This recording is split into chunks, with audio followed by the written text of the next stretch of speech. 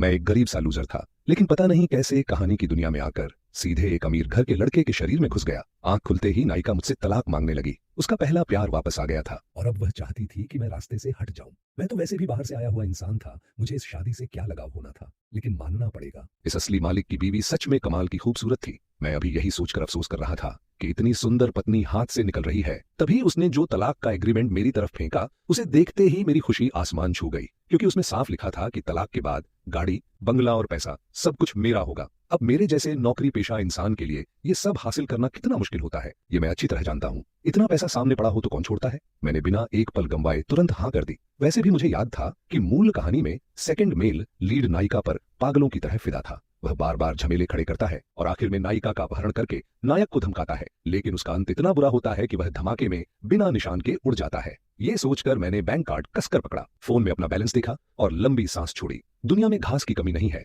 और जब जेब में पैसा हो तो बीवी की कमी भी नहीं रहती। उसी समय फोन बजा। स्क्रीन पर पत्नी लियू रुयान का नाम चमक रहा था। मैंने मन ही मन सोचा, कहीं इसे पछतावा तो नहीं हो गया। ऐसा तो अभी हाथ में आकर गर्म भी नहीं हुआ था। मैं थोड़ी झिझक के साथ कॉल उठाता हूँ तो उधर से उसकी ठंडी साफ आवाज आती है। मैं लगभग कह ही देता तो फिर फेंक दो, लेकिन अगले ही पल मैंने सोचा, रहने दो, फ्री की चीज ठुकराने में क्या समझदारी है। लियू रुयान भले थोड़ी ठंडी मिजाज की हो, पर खर्च करने में कभी कंजूसी नहीं करती। उसने मेरे लिए जो चीजें खरीदी थीं, उनकी कीमत कम नहीं थी। मैंने हल्की आवाज में कहा, ठीक है, मैं अभी आता हूँ। मैं सच में इस डर से तुरंत निकल पड़ा कि कहीं वह अपना फैसला बदल न दे। विला पहुंचकर मैंने सोचा था बस सामान उठाकर निकल जाऊंगा, लेकिन हैरानी की बात यह थी कि लियू रुयान खुद भी वहीं मौजूद थी। उसने बेहद उम्दा कपड़े का काला सूट स्कर्ट पहन रखा था, पैरों में जूते नहीं थे और उसकी उंगलियों पर हल्का गुलाबी नेल पॉलिश लगा था। उसकी टांगें सीधी, लंबी और बेहद नपी तुली लग रही थीं। वह सोफे पर ढीले अंदाज में टिकी हुई थी, आंखों में गहराई थी, मेकअप बारीक और नफीस था और पूरे चेहरे से एक आलसी सी मगर बेहद खतरनाक आकर्षक ठंडक झलक रही थी। ऐसी लियू रुयान सच में खूबसूरत भी थी और ऊंची हैसियत वाली भी।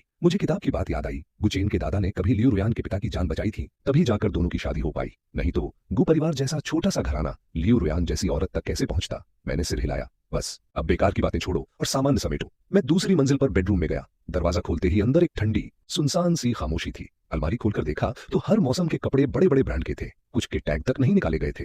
मेरी तो लॉटरी लग गई। नए कपड़े अलग रख दिए, बाद में अच्छे दाम में बिकेंगे, बाकी रोजमर्रा में पहन सकता हूँ तो कपड़ों पर होने वाला खर्च भी बच जाएगा। दराज खोली तो उसमें दर्जनों घड़ियां थीं, हीरे वाले कफलिंग थे और कई दूसरी छोटी बड़ी चीजें भी पड़ी थीं। मुझे सबकी समझ भले न हो, लेकिन सिर्फ लोगो देखकर ही पता चल रहा था कि कोई भी चीज सस्ती नहीं है। मैंने कपड़े और एक्सेसरीज सब पैक करने शुरू किए और देखते ही देखते पूरे 8 डिब्बे भर गए। मैं निकलने ही वाला था कि अचानक सीने में एक अजीब सी घुटन महसूस हुई। जाने क्यों मैं खुद ब खुद बिस्तर के किनारे बैठ गया। फिर जैसे किसी अनजानी ताकत ने मुझे मजबूर कर दिया हो, मैं झुककर बिस्तर के नीचे से एक कागज का डिब्बा खींच लाया। उसे खोला तो उसमें एक डायरी और एक फोटो एल्बम रखा था। ये क्या है? मैंने डायरी खोली। 20 जनवरी, आज आखिरकार लियू रुयान से मुलाकात हुई। पिता ने कहा कि वह मेरी मंगेतर है। मैंने सोचा भी नहीं था कि वह इतनी खूबसूरत होगी। लगता है मैं उसे पसंद करने लगा हूँ। जनवरी, लियू परिवार के लोग सब मुझे नीची नजर से देखते हैं। लियू रुयान ने मुझसे बात की और कहा कि हम सिर्फ नाम के पति पत्नी रहेंगे। मेरे दिल में थोड़ा दर्द हुआ, लेकिन मैंने फिर भी मान लिया, बस उसे देखता रह सकूं, मेरे लिए वही काफी है। 11 मार्च, आज हमारी शादी हुई। तारीख लियू रुयान ने तय की। उसने कहा कि कंपनी की 10वीं सालगिरह भी है तो सब साथ में कर लेंगे। मुझे कोई एतराज नहीं था। 12 मार्च, लियू रुयान ने मुझे बुलाकर एक एग्रीमेंट दिया। उसमें साफ लिखा था कि जब वह आदमी वापस आएगा मुझे चले जाना होगा। मैं साइन नहीं करना चाहता था, लेकिन उसकी आंखों के सामने आखिरकार मैं मान गया। डायरी में जो कुछ था वह सब गुचेन की तरफ से लिखा गया था। उसकी और लियू रुयान की छोटी छोटी यादें, उसके मन की बातें, उसकी उम्मीदें, उसकी चुप तकलीफ, सब पढ़ने के बाद मेरे मन में बहुत अजीब सा एहसास हुआ। ये क्या था? ये तो पूरा का पूरा एक जिंदा जागता सिम रिप्लेसमेंट निकला। लियू रुयान रोज ठंडे चेहरे के साथ उसके सामने रहती रही, फिर भी गुचेन 3 साल तक उसके साथ टिका रहा। अब असली आदमी वापस आ गया तो उसे चुपचाप गायब हो जाना था। लगता है वह आधा इसी बात में घुट घुट कर मर गया होगा। और तभी मैं इस शरीर में आ गिरा। मैंने सिर हिलाया, डायरी वापस रख दी, फिर एल्बम की तरफ देखा। जैसे ही मैंने एल्बम खोला मैं ठिठक गया। अंदर सिर्फ लियू रुयान की तस्वीरें थीं, बैठी हुई, खड़ी हुई, किसी को डांटती हुई, सोती हुई, हर तरह की तस्वीर सब उसी की थी। यह गुचेन सच में उससे प्यार करता था। मैं तो सोचता था कि बस बीमार किस्म की जलन या सनक होगी, लेकिन नहीं, यह तो उसकी हड्डियों तक बसा हुआ लगाव था। एल्बम के किनारों पर छोटे छोटे नोट भी लिखे थे। लियू रुयान को क्या पसंद है, क्या नहीं, क्या आदत है, किस चीज से चिढ़ती है, एक एक बात दर्ज थी। लेकिन सच कहूं तो इस पर हैरानी भी कैसी। लियू रुयान खूबसूरत भी थी, अमीर भी थी, उसे कौन पसंद नहीं करेगा। बस इंसान को अपनी औकात और हद पता होनी चाहिए। जहां अच्छा मौका मिले वहीं रुक जाना चाहिए। मैंने सब चीजें समेटी और एक लोडिंग गाड़ी बुला ली। नीचे उतरा ही था कि बाहर एक कुलीनन आकर रुकी। उसमें से एक आदमी उतरा। उसकी लंबाई करीब 180 सेंटीमीटर रही होगी। चेहरा गोरा और साफ था, नाक पर चश्मा था, बदन दुबला था और उस पर एक हल्की सी उदासी और कमजोरी भी साफ दिख रही थी। उसकी आंखों और भौहों में कुछ कुछ मेरी जैसी झलक थी, लेकिन मैं उससे कहीं ज्यादा स्वस्थ और खुला हुआ लग रहा था। उसने मुझे देखा और कहा, तुम ही गुचेन हो? इन 3 सालों में रुयान का ध्यान रखने के लिए धन्यवाद। ये था नायक फू यानजे। मैंने बिना मुस्कुराए जवाब दिया, कोई बात नहीं, मैं और रुयान हम दोनों एक दूसरे का ख्याल रखते थे, आखिर पति पत्नी थे। मेरी बात सुनते ही उसका चेहरा साफ उतर गया। मेरे मन में ठंडी सी हंसी उठी। मैं और लियू रुयान अभी आधिकारिक तौर पर अलग भी नहीं हुए थे और यह आदमी पहले ही घर तक पहुंच गया था। मैं कुछ और कहता, उससे पहले पीछे से लियू रुयान की आवाज गूंजी, यानजे तुम यहाँ कैसे आए? अगले ही पल वह तेजी से मेरे पास से निकलती हुई सीधे फू यानजे की तरफ भागी और मेरे सामने जाकर उसकी बाहों में समा गई। फिर उसने मुड़कर मुझे देखा और ठंडी सख्त आवाज में कहा, तुम अभी तक गए क्यों नहीं? उसकी आंखें बर्फ जैसी थीं। मैं हंस पड़ा। लियू रुयान सच में एक पल भी इंतजार नहीं करना चाहती थी। मैंने कहा, तुम अपने बारे में न सोचो तो कम से कम कंपनी के बारे में तो सोचो। अगर किसी ने तुम्हें देख लिया या फोटो खींच ली तो मिस्टर फू सीधे तीसरे आदमी कहलाएंगे। आखिर अभी तक हमने तलाक के कागज पूरे नहीं किए हैं। लियू रुयान का चेहरा तुरंत खराब हो गया। बगल में खड़े फू यानजे की आंखों में भी अंधेरा उतर आया, लेकिन मुझे उनसे जरा भी डर नहीं लगा। मैं सीधा उनकी आंखों में देखता रहा। लियू रुयान ने नाराज होकर कहा, गुचेन तुमने वादा किया था। मैंने सिर हिलाया। हाँ, वादा किया था, लेकिन मुझे भी अपनी इज्जत प्यारी है। तलाक चाहिए तो चुपचाप इंतजार करो। मैं वो पुराना चाटुकार गुचेन नहीं हूँ, और खासकर तब तो बिल्कुल नहीं जब तुम दोनों मेरे सामने इस तरह गले लग रहे हो। मैं कितना भी सीधा साधा क्यों ना होता, ये देखकर चुप नहीं रहता। लियू रुयान कुछ कह पाती उससे पहले फू यानजे ने उसका हाथ पकड़ लिया और आगे बढ़कर बोला, तुम गलत समझ रहे हो। मैं और रुयान 3 साल बाद मिले हैं। आज मैं बस उसे बाहर ले जाना चाहता हूँ, थोड़ी पुरानी बातें करने। हमारे कुछ दोस्त भी इंतजार कर रहे हैं। अगर तुम चाहो तो हमारे साथ चल सकते हो। नायक नायिका के दोस्त यानी ऊंचे लोगों का सर्कल। जो उसमें फिट न बैठे उसे खुद ही समझ जाना चाहिए कि जबरदस्ती घुसना बेकार है। मैंने सीधा जवाब दिया, जरूरत नहीं, मुझे और काम है। हाँ, लेकिन एक बात याद रखना। मैंने उंगली उठाकर फू यानजे की तरफ इशारा किया। औरत मर्द की दूरी नाम की भी कोई चीज होती है? तुम्हारे हाई फाई सर्कल बड़े उलझे हुए लगते हैं, थोड़ा संभल कर रहना। इतना कहकर मैंने लियू रुयान की तरफ देखा। उसे मेरा मतलब समझ जाना चाहिए था फू यानजे से थोड़ा दूरी बनाकर खड़ी हो, लेकिन उसने वैसा कुछ नहीं किया। दूसरी तरफ फू यानजे का चेहरा एक झटके में काला पड़ गया। उसने मेरी तरफ ऐसी निगाह से देखा जैसे आंखों में बर्फ जम गई हो। मैंने बस ठंडी हंसी छोड़ी और अपनी लोडिंग गाड़ी के साथ सीधे अपने विला की तरफ निकल गया। यह वही विला था जो लियू रुयान ने मेरे नाम कर रखा था। ऊपर से ये सारे कपड़े और एक्सेसरीज भी थी। अब आगे की जिंदगी मुश्किल नहीं लग रही थी। मैंने सारे नए कपड़े सेकंड हैंड दुकान पर बेच दिए और करीब 3,000 मिले। बाकी एक्सेसरीज भी एक एक करके निकाल दी। बैंक बैलेंस फिर से भूल गया। तलाक के बाद भी अगर इतनी रकम हाथ में हो तो आराम से पड़े रहने की जिंदगी निकल सकती है। लेकिन एक काम अभी बाकी था। असली गुचेन लियू परिवार की कंपनी में काम करता था। अब तलाक होने वाला था तो सवाल ये था कि मैं नौकरी जारी रखूं या खुद छोड़ दूं। फिर मैंने सोचा, मैं इस्तीफा क्यों दूं? अगर वही मुझे निकाले तो अलग से पैसे मिलेंगे। अब जब मैं इस कहानी में आ ही चुका हूं तो मेहनत मजदूरी वाला दुखी हीरो बनने का तो कोई इरादा नहीं है। मुझे तो बस पैसा कमाना है।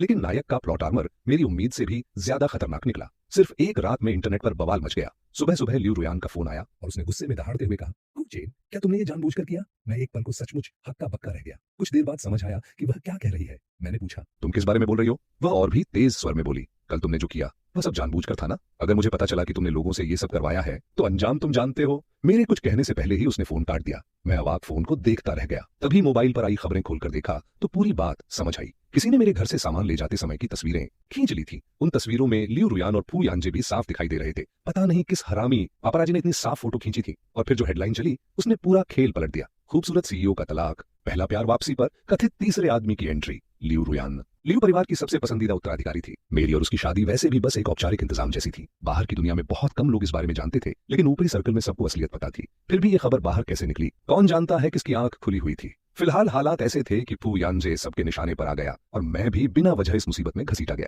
मैंने कुछ देर सोचा, फिर लियू रुयान को फोन मिलाया, लेकिन उसका नंबर लगातार व्यस्त जा रहा था। मजबूरी में मैंने उसे मैसेज भेजा। मैं नहीं चाहता था कि यह मामला और फैल जाए। लियू रुयान ने कोई जवाब नहीं दिया, लेकिन ऑनलाइन हवा का रुख धीरे धीरे बदलने लगा। फू यानजे और लियू रुयान तो कॉलेज के जमाने से फेमस कपल थे। पूरी यूनिवर्सिटी में आदर्श जोड़ी माने जाते थे। असली तीसरा आदमी तो वह दूसरा वाला है। मेरी दूर की मौसी लियू परिवार में नौकरानी है। उसने बताया कि गुचेन ने एहसान का दबाव बनाकर लियू रुयान से शादी की थी। नहीं तो उनकी शादी में कोई रस्म, कोई ढंग का आयोजन तक क्यों नहीं हुआ। 3 साल पहले फू यानजे भी मजबूरी में गया था। उसका एक्सीडेंट हो गया था, इसलिए लौट नहीं पाया। हाँ, अब समझ आया। मैं सोच भी नहीं सकता था कि फू यानजे किसी का रिश्ता तोड़ेगा। असल में तो उसे ही फंसाया गया था। गुचेन कितना घिनौना आदमी है। तो क्या अब लियू रुयान उस निकृष्ट आदमी से छुटकारा पा चुकी है? आखिरकार उसकी जिंदगी में फिर से सुख आया। फू यानजे तो सच्चा आशिक निकला और देखते देखते कहानी ऐसी बना दी गई कि मैं ही वह घटिया इंसान था जो अपने मकसद के लिए कुछ भी कर सकता है। कभी कभी कोई एकाध कमेंट मेरे पक्ष में 2 शब्द लिख भी देता, लेकिन कुछ ही मिनटों में गालियों से ऐसा दबा दिया जाता कि लोग अपना अकाउंट तक डिलीट कर देते। मेरे सीने में गुस्सा भरता जा रहा था। चोर ऊपर से सीना झोरी। अगर इतना ही गहरा प्यार था तो 3 साल पहले क्या कर रहा था? एक्सीडेंट हुआ था, मर तो नहीं गया था। फोन भी नहीं कर सकता था क्या? अब वापस आकर प्रेम का महापुरुष बन रहा है। लियू रुयान ने मेरे मैसेज का जवाब नहीं दिया। मैंने मुट्ठी भींच ली। अगर यह मामला यही नहीं रुका तो मैं भी यह तलाक आसानी से होने नहीं दूंगा। लेकिन मैं लियू रुयान तक पहुंचता उससे पहले गू परिवार वाले खुद मेरे दरवाजे पर आ धमके। मैं खाने की तैयारी कर ही रहा था कि मुख्य दरवाजा जोर जोर से पीटा जाने लगा। इतनी जोरदार धमक थी कि लग रहा था दरवाजा टूट जाएगा। मैंने सोचा अब कौन आ गया। दरवाजा खोला तो सामने एक मध्यम उम्र का दंपति खड़ा था। दोनों के चेहरों पर गुस्सा साफ दिख रहा था। उन्हें देखते ही मेरे दिल में एक अजीब सा कंपन उठा, जैसे इस शरीर की पुरानी यादें जाग गई हों। आदमी ने मुझे देखते ही डांटना शुरू किया, गुचेन तेरी हिम्मत कैसे हुई बाहर आकर रहने की? मिस लियू कहाँ है? खड़ा खड़ा क्या देख रहा है? मैं और तेरी माँ तुझे ढूंढते ढूंढते परेशान हो गए और तू यहाँ आराम से खाना खा रहा है। तो ये थे गुचेन के माँ बाप। वैसे भी किताब में साफ था कि गुचेन के माता पिता ने उसे हमेशा सिर्फ इस्तेमाल किया था। अगर उन्होंने उसे थोड़ा सा भी स्नेह दिया होता तो शायद वह अंदर से इतना टूटा हुआ इंसान न बनता और आखिर में बर्बादी के रास्ते पर न जाता। लेकिन अब मैं गुचेन था और मैं उन्हें अपने ऊपर सवार होने नहीं देने वाला था। मैं वापस मेज पर जाकर बैठ गया और बिना उनकी तरफ देखे खाना खाने लगा। तभी सामने खड़ी औरत ने मेज पर जोर से हाथ पटका। तुझे अभी भी खाने की पड़ी है? मैंने बिना सिर उठाए कहा, तो और क्या करूं? जो कहना है साफ कहो। अगर सिर्फ मुझे डांटने आए हो तो उसकी जरूरत नहीं, मुझे सुनने में कोई दिलचस्पी नहीं है। मेरी बात खत्म होते ही आदमी फट पड़ा। मैं तुझे बता रहा हूँ गुचेन, इस बार तूने बहुत बड़ा झंझट खड़ा कर दिया है। अगर तू जाकर माफी नहीं मांगेगा तो मैं तुझे नहीं छोड़ूंगा। औरत भी तुरंत सुर में सुर मिलाकर बोली, हाँ अचेन, लियू परिवार ने हमारा माल लेना बंद कर दिया है। तू जानता है ना, तेरे छोटे भाई की जो छोटी सी कंपनी है वह पूरी तरह लियू परिवार के सहारे चल रही है। अब मामला इतना बिगड़ गया है कि हम लोगों की किसी को शक्ल दिखाने लायक हालत नहीं रही। दोनों की ये जुगलबंदी सुनकर मेरा दिल बैठ गया। मतलब ये लोग खुद कुछ नहीं कर सकते और हर बार मुझे ही ढाल बनाना है। मैंने चम्मच रखकर उनकी तरफ देखा। ये सब मैंने नहीं किया। लियू रुयान खुद मुझसे तलाक लेना चाहती है। तुम लोग बेवजह नाक मत घुसाओ। वह अब कभी पीछे मुड़कर नहीं आएगी। खाना खाकर निकल जाओ। कुछ दिन बाद ये घर भी शायद मेरे पास न बचे। मेरी बात सुनकर दोनों के चेहरे बदल गए। अगले ही पल वे गुस्से से लाल हो उठे। आदमी गुर्राया, गुचेन, उस शादी के समय लिखित विवाह प्रतिज्ञा बनी थी। अगर लियू परिवार तलाक चाहता है तो हम वह पत्र सबके सामने निकाल देंगे, फिर देखते हैं वे कैसे तलाक लेते हैं। विवाह प्रतिज्ञा? मैंने भौं उठाई। अरे ऐसी भी कोई चीज है? फिर मैं ठंडी आवाज में बोला, ऑनलाइन जो कमेंट घूम रहे हैं वे देखे हैं ना? फू यांजे को लोगों ने तीसरे आदमी से उठाकर सच्चे प्रेम का दीवाना बना दिया है। ऐसे में तुम्हें लगता है कि वह शादी का कागज कुछ बदल देगा? यकीन मानो, अगर तुमने वह कागज बाहर निकाला तो उस वक्त सिर्फ मैं ही नहीं, तुम लोग भी रातों रात इस दुनिया से गायब हो सकते हो। इसलिए मेरी सलाह मानो, गर्दन नीचे करके चुपचाप जीना सीखो। मैं ये बात डराने के लिए नहीं कह रहा था। इस शहर में लियू परिवार की ताकत हमारी औकात से कहीं ऊपर थी। माँ बाप ने मेरी बात सुनी तो उनके चेहरों पर डर साफ दिखाई दिया। फिर दोनों चुपचाप बैठकर सिर झुकाकर खाना खाने लगे। कुछ देर के लिए ड्राइंग रूम में अजीब सी शांति छा गई। खाना खत्म होने के बाद मैं उन्हें बाहर तक छोड़कर आया। वापस मुड़कर उस विला को देखा और उसी पल मेरे मन में एक फैसला साफ हो गया, ये घर भी अब नहीं रखना चाहिए, नहीं तो आगे चलकर यही एक नया झंझट बन जाएगा। मैंने तुरंत एक एजेंट बुलाया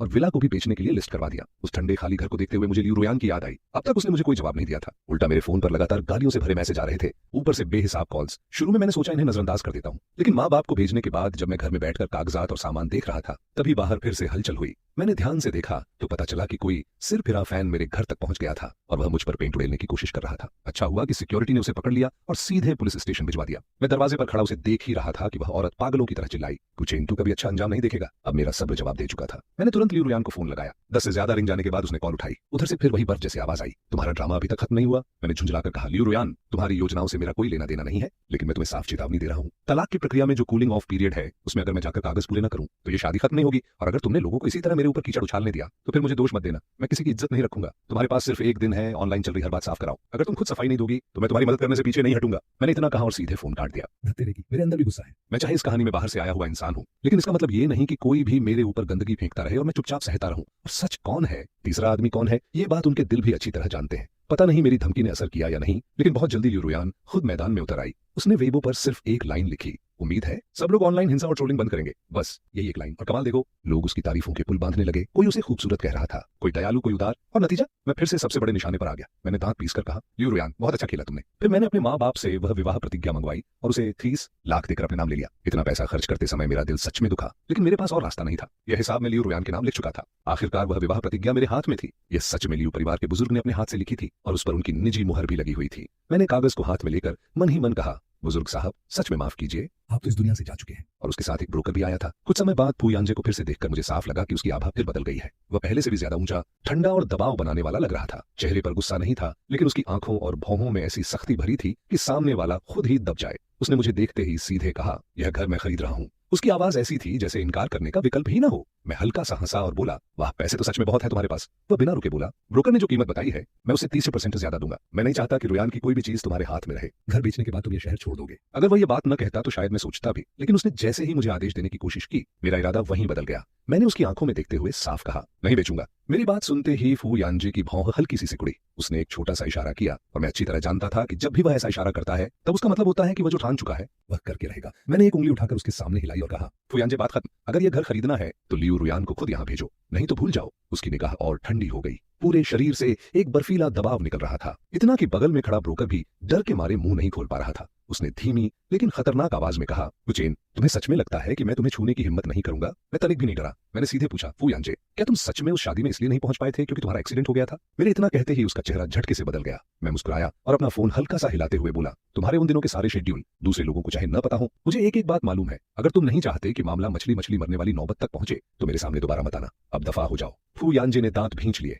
उसने मुझे इतनी नफरत से देखा जैसे वही नोच खा जाएगा, लेकिन आखिरकार उसे मुड़कर जाना पड़ा। यह आदमी मुझे अब भी कोई नरम टमाटर समझ रहा था जिसे दबाया जा सके। लियू रुयान अगर मुझसे तलाक लेना चाहती है तो ठीक है, लेकिन अगर वह तलाक के नाम पर मेरी हिस्सेदारी भी खींचना चाहती है तो फिर माफ करना, मैं नहीं मानूंगा। इतना बड़ा लियू परिवार और मुझे 30,000 के साथ सिर्फ एक विला देकर छुट्टी। पहले मैंने पैसे देकर हाँ कर दी थी, लेकिन अब अगर विला वापस लेना चाहती है तो नहीं, यह सौदा रद्द है। ऊपर से डायरी में साफ लिखा था कि यह वही विला था जहां गुचेन और लियू रुयान पहली बार मिले थे। पीछे का पूरा गुलाबों का बगीचा गुचेन ने अपने हाथों से लगाया था। इस जगह का उसके लिए मतलब बहुत गहरा था। मैं भले उसकी देह में आ बसा था, लेकिन उस विला के छिनने की भारी टीस मुझे भी भीतर तक महसूस हो रही थी। और फू यांजे इस विला को इसलिए चाहता था क्योंकि यहाँ वह गुलाबों का बगीचा मौजूद था। वह जानता था कि गुचेन के दिल में लियू रुयान के लिए कैसी भावना थी। वह यह बर्दाश्त नहीं कर सकता था कि किसी और की मोहब्बत का एक भी निशान बचे, इसलिए वह उसे मिटाना चाहता था। लेकिन सच यह था कि फू यांजे मेरी सोच से भी ज्यादा बेरहम निकला। खरीदने की बात नहीं बनी तो उसने सीधे आग लगवा दी। जब तक मुझे कुछ गड़बड़ होने का एहसास हुआ तब तक कमरे में धुआं फैल चुका था। अच्छा हुआ कि सुरक्षा गार्डों ने समय रहते देख लिया और आग बुझाने की कोशिश की। मुझे बाहर निकाला गया, लेकिन तब तक मैं बेहोश हो चुका था। जब मेरी आंख खुली, मैं अस्पताल में था।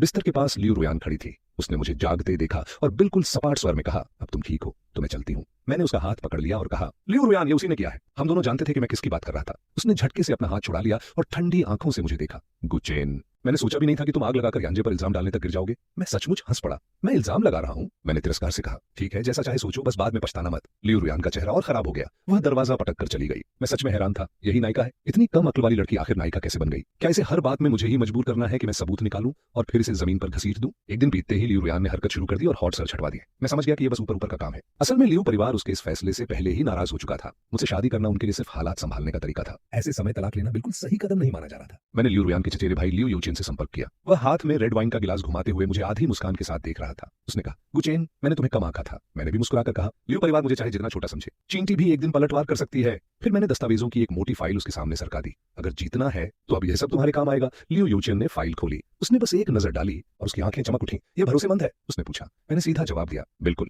इन 3 सालों में मैं लियू रुयान के पास सिर्फ उसका बिस्तर गर्म करने के लिए नहीं रहा था। जो पता करना चाहिए था सब कर लिया। गुचेन को अच्छी तरह मालूम था कि उसके दिल में कोई और बसा है। फिर भी जिस दिन बड़ी मालकिन की एक झलक मेहरबानी उसे मिली, उसी दिन से वह उस आदमी से जलने लगा। उसने अपने सारे संबंधों का इस्तेमाल करके फू यांजे की जांच करवाई थी। हालात ऐसे बने कि वह सारी जानकारी आखिर मेरे हाथ लग गई। मैं खुद ये सब इस्तेमाल नहीं करना चाहता था, लेकिन फू यांजे मुझे छोड़ने वालों में से नहीं था। गु परिवार की कंपनी पहले ही बर्बादी के किनारे खड़ी है और अगला नंबर मेरा ही था। लियू यूचेन ने भौं उठाई। इरादा तो तुम्हारा साफ दिख रहा है, लेकिन अगर लियू रुयान गिर भी गई तो फू यांजे अभी बाकी है। मैंने गिलास उठाकर कहा, चिंता मत करो, वह भी ज्यादा दिन उछल नहीं पाएगा, उसे मैं संभाल लूंगा। उसने मेरी तरफ देखा, हल्का सा हंसा और हम दोनों ने गिलास टकराकर एक घूंट लिया। सच कहूं तो मेरा इरादा शुरू में बस पैसा लेकर किनारे हो जाने का था, लेकिन लियू रुयान प्यार में अंधी निकली। वह हर हाल में फू यांजे को बचाना चाहती थी और ऊपर से उसने मुझे लगभग जलाकर मार ही दिया था। अब अगर मैं पलट कर वार करूं तो फिर दोष उसका अपना होगा। प्राइवेट क्लब से निकलने के बाद मैंने इन दिनों हुई हर बात को एक लाइन में बांधा और फिर बस अपनी शादी की एक फोटो और वह विवाह पत्र वेबो पर डाल दिया। बस इतना करना था कि इंटरनेट फिर से फट पड़ा। लोग मेरे अकाउंट के नीचे टूट पड़े। क्या तो तुमने जबरदस्ती शादी नहीं करवाई थी? अभी तक तलाक नहीं हुआ है? मतलब फू यांजे सच में बीच में आया?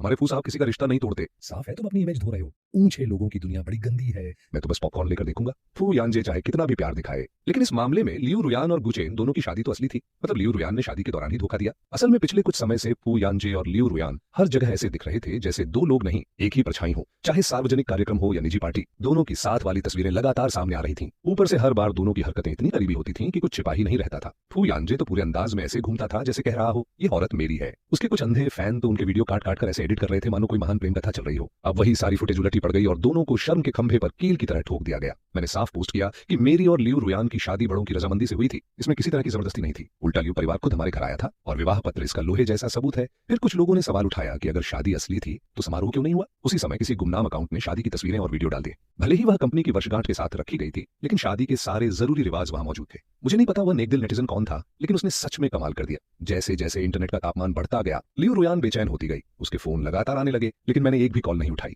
आखिरकार वह खुद मेरे दरवाजे तक चली आई। विला में आग लग चुकी थी, इसलिए मैं इन दिनों होटल में रह रहा था। वह सीधे कमरे में घुस आई। उस समय मैं बाथटब में था। जैसे ही वह अंदर आई, उसने तुरंत चेहरा दूसरी ओर घुमा लिया, लेकिन गुस्से से उसका पूरा शरीर कांप रहा था। उसने दांत भींचकर कहा, गूचेन, और बकवास मत करो, अपना बेबू तुरंत साफ करो। मैंने जीभ से आवाज निकाली और कहा, वाह, पहले तुम लोगों ने इंटरनेट पर मेरी जो छवि बिगाड़ी उसे तो कुछ नहीं कहा, फिर फू यानजे ने मेरा विला जलवा दिया, और अब तुम चाहती हो कि मैं चुप भी हो जाऊं? लियू रुयान, तुम में जरा भी ईमानदारी नहीं है। किसी से मदद मांगनी हो तो कम से कम ढंग से मांगो। उसने गहरी सांस ली, खुद को संभाला और कहा, मैं तुम्हें 50,000 हज़ार दूंगी। तुम सबके सामने साफ कर दो कि उस समय शादी के लिए दबाव तुमने बनाया था, और यह भी कि फू यानजे बीच में नहीं आया। मैं उसे देखता रह गया। सिर्फ फू यानजे को बचाने के लिए वह ऐसी बात कहने को भी तैयार थी। मैंने धीरे से कहा, लियू रुयान, लगता है तुम्हें अब भी समझ नहीं आया। इस वक्त शर्तें रखने की स्थिति में तुम नहीं हो। जब तक मैं नहीं मानूंगा तब तक किसी का चैन नहीं बचेगा। उसने तड़प कर कहा, तो परिवार बर्बाद हो जाए उससे भी तुम्हें फर्क नहीं पड़ेगा। मैं बाथटब से उठकर बाहर आया, कपड़े पहने और उसके पीछे जाकर खड़ा हो गया। फिर मैंने उसकी कमर थाम ली और उसके कान के पास झुककर फुसफुसाया, वो परिवार से मुझे क्या लेना देना। वह पूरे शरीर से कांप गई। शायद उसने सपने में भी नहीं सोचा था कि मैं उससे ऐसा जवाब दूंगा। मैंने उसकी कमर कसकर पकड़ी और उसके कान के पास हंसते हुए कहा,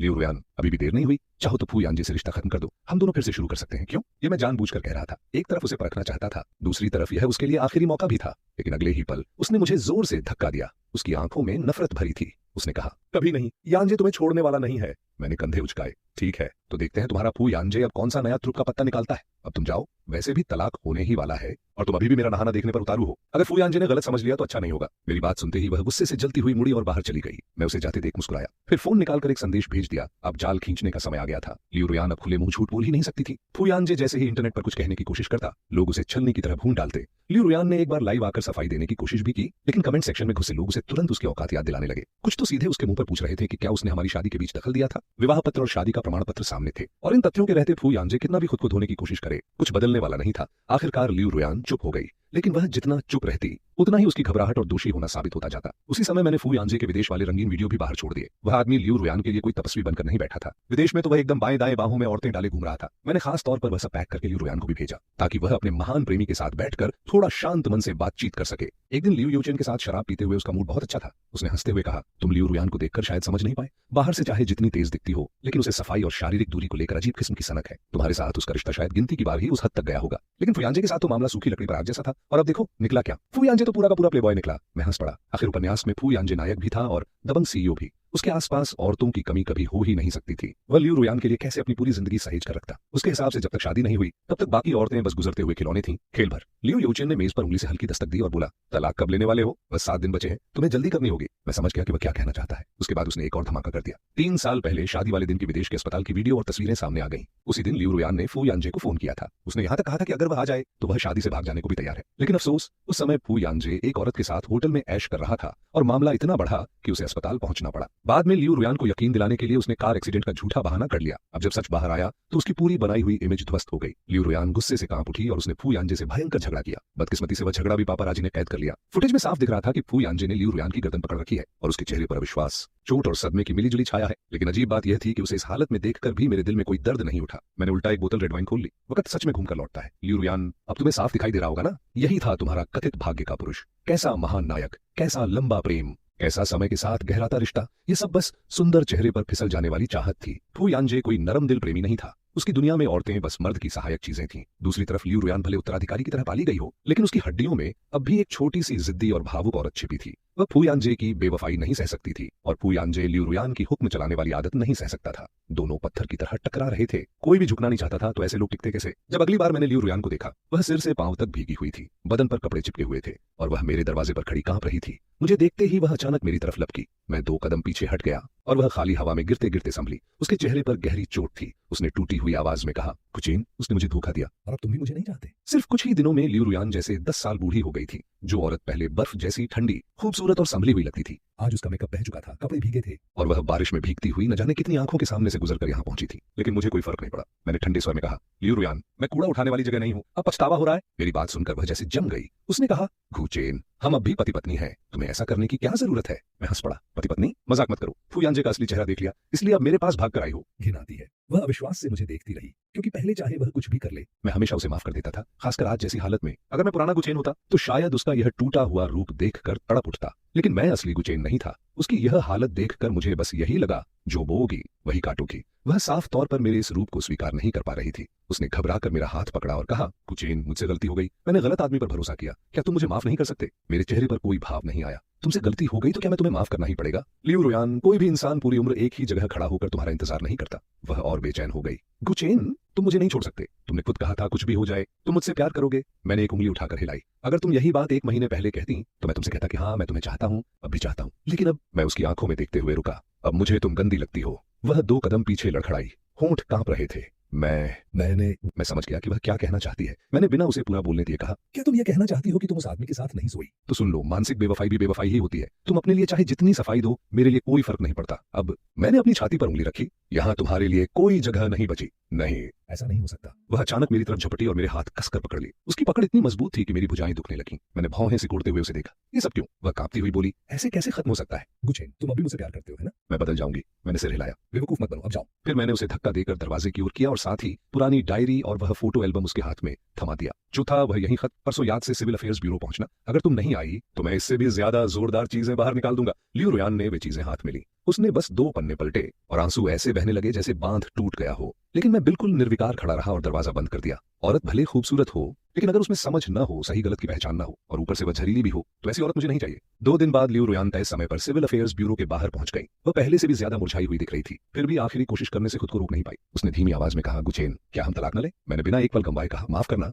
नहीं। मेरे जवाब के साथ ही उसका चेहरा उतर गया। मैं मुस्कुराया, उसके कंधे पर हल्की सी थपकी दी और कहा, चलो अंदर चलते हैं। 10 मिनट बाद मेरे हाथ में चमकता हुआ लाल तलाक प्रमाण पत्र था। मैंने लंबी सांस ली, उसकी तरफ हाथ हिलाया और मुड़कर चल पड़ा। पीछे से उसने मेरा हाथ पकड़ लिया। हम फिर से शुरू कर सकते हैं। उसी पल मैंने साफ महसूस किया कि इस शरीर के भीतर कहीं गहराई में छिपी पुरानी आत्मा कांपी, फिर धीरे धीरे शांत हो गई। लगता था असली गुचेन ने भी आखिर सच देख लिया था और अब वह भी छोड़ चुका था। लेकिन लियू रुयान अभी भी छोड़ना नहीं चाहती थी। फिर भी मैं कैसे खुद को उसके साथ फिर से उलझने देता? तलाक के कागज हाथ में आते ही मैंने उनकी तस्वीर पोस्ट कर दी और एक बार फिर मैं और लियू रुयान हॉट सर्च पर पहुंच गए। इस बार लोग फिर टूट पड़े। अरे वाह, सच में पूरा अपडेट मिल गया। भाई तुमने सच में तलाक ले लिया? भाई बधाई हो, आखिर उस घटिया औरत से छुटकारा मिला। भाई मैंने पहले तुम्हें गाली दी थी, उसके लिए माफी। भाई सच सच बताओ, लियू रुयान से तलाक में कितने पैसे मिले? लोग सच में मेरी जेब की चिंता कर रहे थे। हाँ, भीड़ में कुछ भाड़े के ट्रोल भी थे जो फिर से मुझे कटघरे में खड़ा करना चाहते थे और पूछ रहे थे कि मैंने लियू परिवार से कितने फायदे उठाए। लेकिन मैंने शांत रहकर अगला दाम चला। मैंने फायर डिपार्टमेंट से मिली जांच रिपोर्ट पोस्ट की, जिसमें साफ लिखा था कि मेरे घर में लगी आग प्राकृतिक नहीं बल्कि मानवीय साजिश थी। आग लगाने वाला पकड़ा जा चुका था और मुकदमा चल रहा था। मैंने ज्यादा कुछ नहीं कहा, बस अपने उस विला की एक तस्वीर डाल दी जो अब पूरी तरह काला पड़ चुका था और साथ में लिख दिया कि अब मैं बेघर हूँ।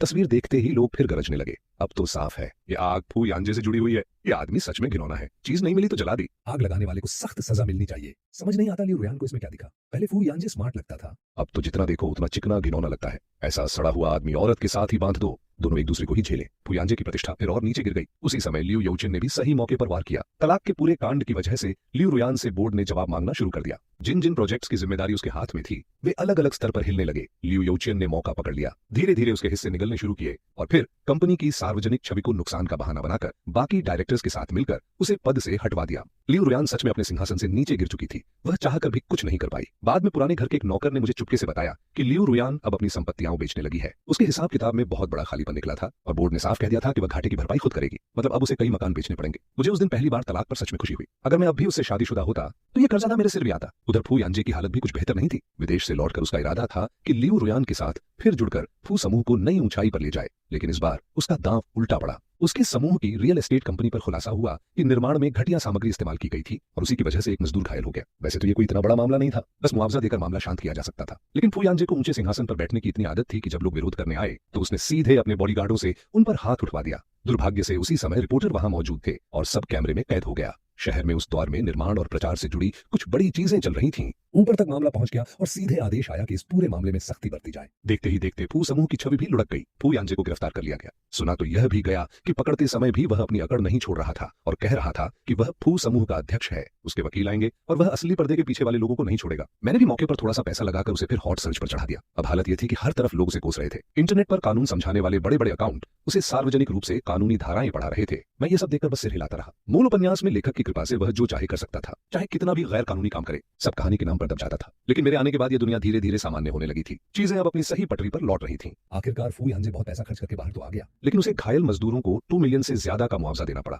ऊपर से जो इमारत बन चुकी थी उसे भी तोड़कर फिर से बनाना पड़ा। यह एक अलग भारी खर्च था और कहानी यहीं खत्म नहीं हुई। उस प्रोजेक्ट के घर खरीद चुके लोग खुद हर दिन वहां जमा होने लगे और निर्माण पर निगरानी करने लगे। जरा सी गलती दिखती और तुरंत पुलिस को बुलाने की धमकी देते। फू यांजे की जिंदगी नर्क बन चुकी थी। मैंने ये सब देखा और मुस्कुरा दिया। उसी समय फोन पर ट्रांसफर का मैसेज आया। लियू योचिन ने मेरे खाते में पूरे 100 मिलियन भेज दिए थे। यही वह रकम थी जो मैंने उसके साथ काम करने की कीमत के तौर पर तय की थी। पैसा हाथ में आते ही मैंने अपने लिए एक बड़ा सा आलीशान फ्लैट खरीद लिया। फिर धीरे धीरे अपने हिसाब से काम लेने लगा। जिंदगी अब सरल भी थी और भरपूर भी। जब अगली बार उनकी खबर मिली तब पूरे 6 महीने बीत चुके थे। फू समूह आखिरकार दिवालिया हो चुका था। इतने समय में नायक को भी गिरते देख मेरा दिल एक बार सच में दहल गया। मैंने सोचा, कहीं ऐसा तो नहीं कि मेरे आ जाने से मूल कहानी की दुनिया ही टूट गई है? क्या नायक नायिका के इस पतन की वजह से मुझे भी मिटा दिया जाएगा? मैंने पूरे 6 महीने जैसे डर डर कर जिए, लेकिन फिर धीरे धीरे समझ आया कि मुझ पर कोई असर नहीं पड़ रहा। तब जाकर मैंने चैन की सांस ली। पूयांजे दिवालिया होने के बाद लगभग गायब हो गया। मुझे भी अब उसकी खास परवाह नहीं थी। एक दिन लियू यूचियन ने मुझे खाने पर बुलाया। हम बैठे ही थे कि संयोग से सामने लियू रुयान दिख गई। उसका चेहरा काला पड़ा हुआ था। मुझे देखते ही वह ठिठक गई। फिर तुरंत समझ गई कि खेल कैसे पलटा था। उसने झल्लाकर कहा, तुम दोनों ने मिलकर मुझे फंसाया? लियू यूचियन ने कंधे उचकाए। हार जीत का खेल था।